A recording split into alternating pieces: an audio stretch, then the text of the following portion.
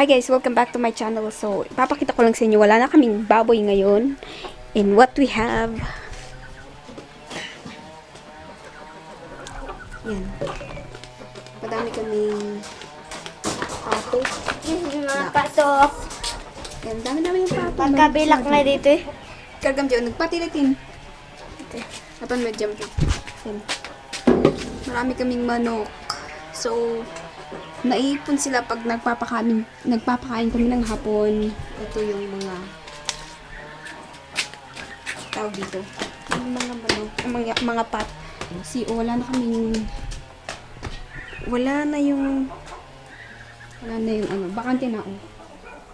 Wala na. And balik tayo dito sa taas kasi aayusin ko yung aking mga flowers. So, as of the moment, yan, ito yung itsura ng flower ko ngayon. Yan.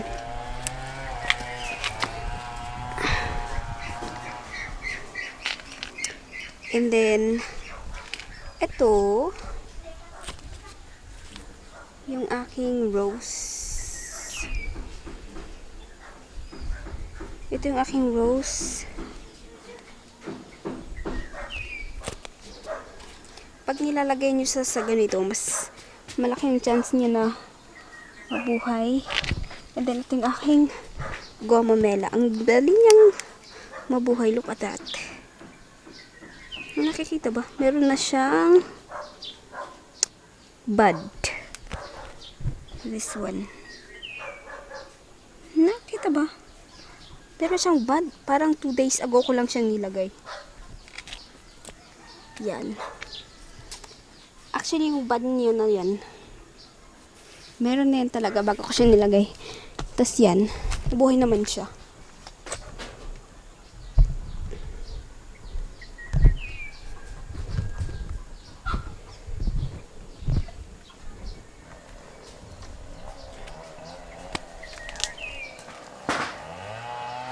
Tapos sa mga flowers ko na nandyan siya.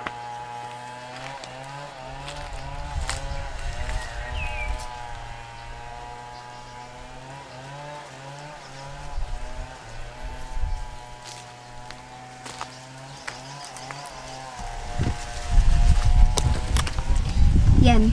I have more plants over here. So, ito, meron ako nito gomamela. As you can see, yung leaf niya, yan. Meron na actually siyang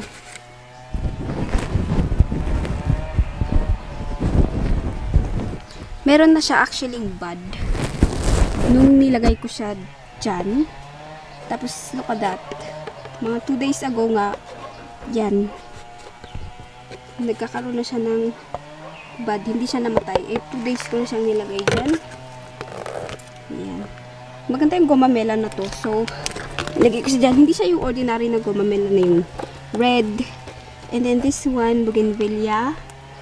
Hindi ko alam bougainvillea. Then, dito is, strawberry. Strawberry.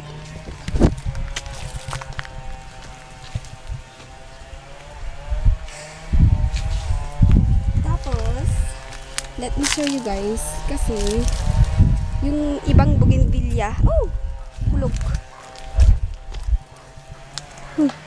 Hulog.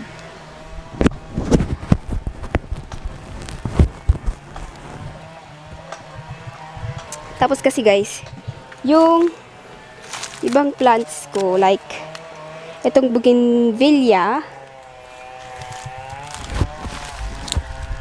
look, nagkakaroon na sila ng mga 3 weeks ago ko siya, nung nilagay ko siya dyan. Meron silang bagong leaf. Yan. May mga bagong leaf na sila. Even this one. You know? That one. Pero ito, this one, wala pa siyang, pero may nakikita kong bud, and then green pa siya. Chinecheck ko kung buhay pa ito. So, nilalagyan ko siya ng a little bit of cut. Tapos nakikita ko naman green pa siya. So, after like 1 month, green pa siya. Tignan nyo to. Parang dito ko siya chinecheck kung buhay o hindi.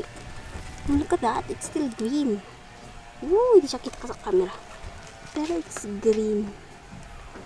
Ito. Green pa siya. Oh, see?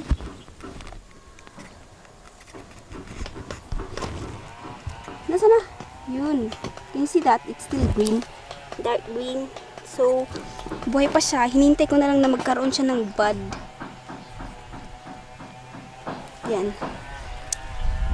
Tapos, yun yung money tree ko. That's my money tree. Ilang years na yan sa akin. And then, ito naman. Tingnan nga natin kung buhay pa to.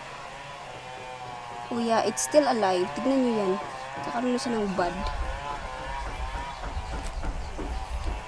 Green din siya. Green. I'm so happy. Look at that. Meron na siyang bud. Yan. So, ito yung mga plants ko. And then, nilalagyan ko siya ng meron siyang net. Kasi yung mga, yung mga manok. Ang dami naming manok. Kaya, and then here's Zayn. Apa? Nakapastam sa siyang lang matdanong. Kamumat na sibog garod. Iku. Sana daw may kwa. Mabalbal lang. Yan. And then,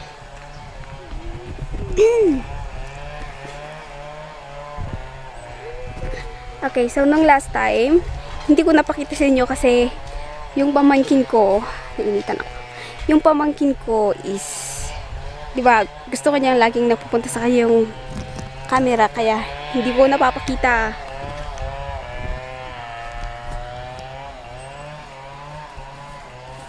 Pero, ngayon, let me show you. So, meron kaming mga, mga saba. Meron kaming mga saba dyan.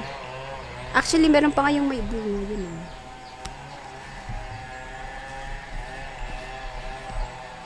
Yun, oh. Yun. Yan. Yan yung saba. Diba? Yung saba. And then, ito naman is guava. And then, ito is, ano to? Orange. Ano to? Orange? Orange. Or hindi, kasi meron siyang thorns. I think, oo, orange siya. And then, meron din kaming, Japan cherry guava. Cherry guava yata yung tawag nila dito. This one. Tapos, meron na siyang bunga.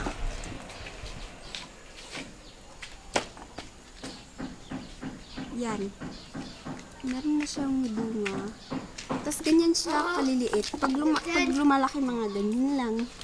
And then, pag, ang tawag dito?